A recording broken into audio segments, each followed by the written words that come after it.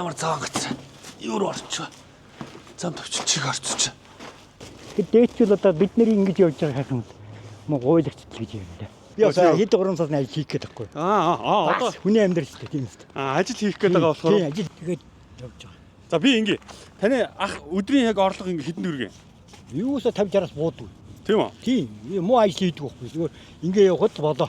Хүнээс гуйхгүй ингээ нэг 50-60 мянга. Уг нь энд ихэд өнөө ойртой жоохон мөнгө цаас муутай байсан юм уу яа мэдгүй. Жоохон баг уусан байна даа мөхтүүд. Тийм. Тэрнээс ийм шуудаа дүүцдэг энэ дэс. Орж юм. Одоо миний төвд газар хүмүүс мэдэн дээ яа. Тэгээ намайг орлохгүй болох юм дээ.